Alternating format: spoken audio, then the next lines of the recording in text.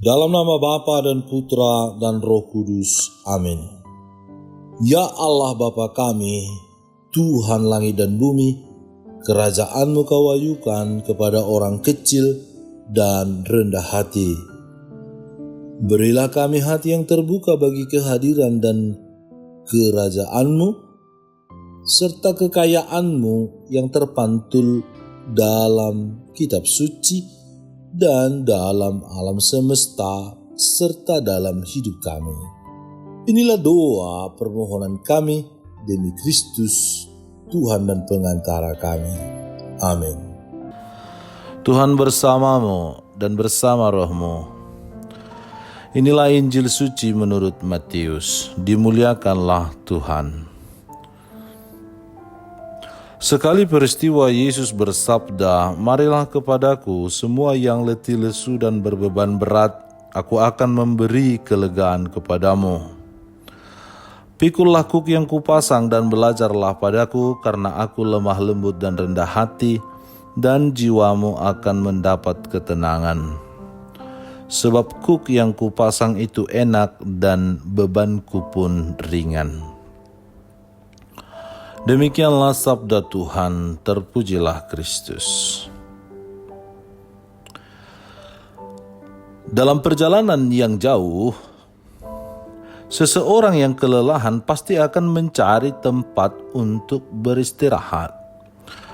Misalnya, seorang musafir yang berjalan di bawah terik matahari merasa lega saat menemukan sebuah pohon rindang untuk berteduh. Di bawah pohon itu, ia bisa melepaskan lelahnya, meminum air, dan memulihkan kekuatannya sebelum melanjutkan perjalanannya. Pohon rindang itu menjadi simbol kelegaan, tempat di mana ia mendapatkan kekuatan baru. Ada rasa aman, nyaman, dan tenang. Saudara-saudari terkasih dalam Kristus, Injil hari ini menyampaikan undangan Yesus yang sangat menghibur. "Datanglah kepadaku semua yang letih lesu dan berbeban berat, aku akan memberikan kelegaan kepadamu." Dalam konteks zaman Yesus, undangan ini ditujukan kepada orang-orang Yahudi yang merasa kelelahan oleh beban hukum Taurat yang ketat dan tuntutan hidup sehari-hari. Yesus menawarkan kelegaan bukan dengan meniadakan tugas, melainkan dengan mengganti beban hukum yang berat dengan kasih karunia-Nya. Kuk yang disebutkan dalam ayat ini melambangkan hubungan kerjasama dengan Yesus. Kuknya bukanlah kuk yang memberatkan, tetapi alat yang menghubungkan kita dengannya, di mana Yesus sendiri memikul sebagian beban itu bersama dengan kita.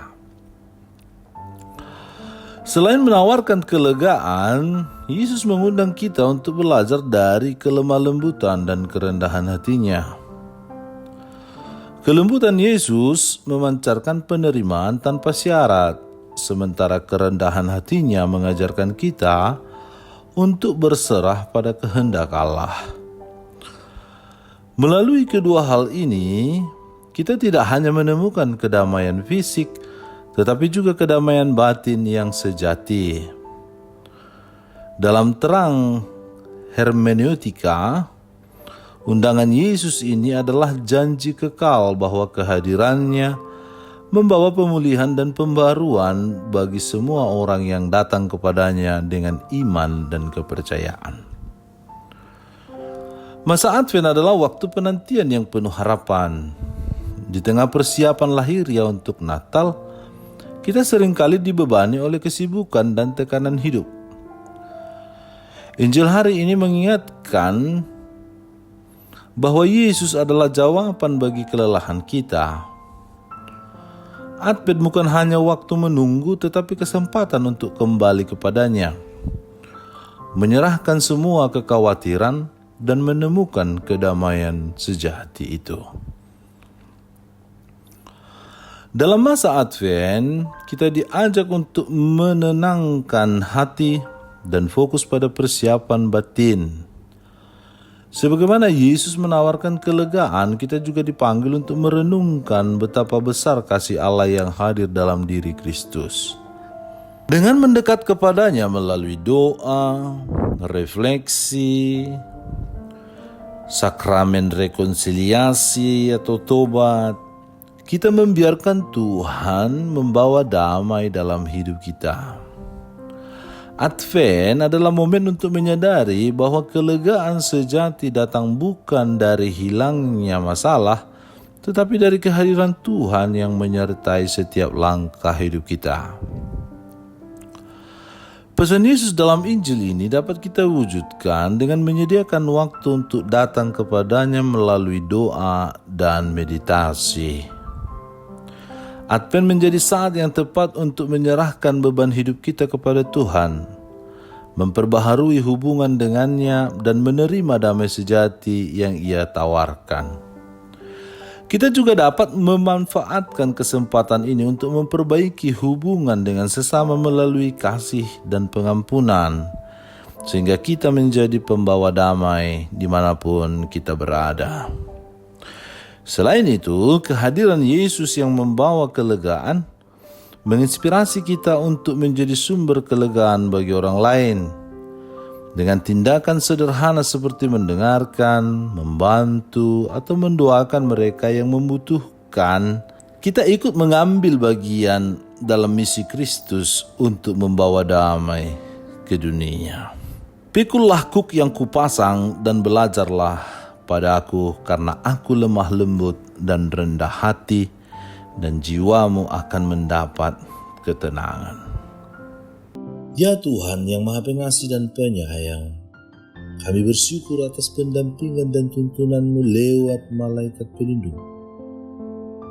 Semoga kami semakin peka akan tuntunan dan bisikan suara dari malaikat-malaikat pelindung kami. Bunda Maria, bimbinglah kami semua anak-anak-Mu. Malaikat pelindung kami, jagalah kami agar tetap berjalan secara tepat dan tidak tersesat. Dengan pengantaran Kristus Tuhan kami. Amin. Tuhan bersamamu dan bersama rohmu. Semoga saudara sekalian dibimbing dan diberkati oleh Allah yang Maha Kuasa, Bapa dan Putra dan Roh Kudus. Amin. Allah Bapa kami, penuntun kehidupan, Engkau telah menuntun Abraham menuju tanah terjanji. Engkau juga menuntun bangsa Israel menuju tanah Yerusalem melalui tangan Musa. Kini kami umat-Mu keuskupan Padang sedang berjalan bersama dalam sinode kefikepan menuju keselamatan yang Engkau janjikan dalam diri Putra-Mu Yesus Kristus.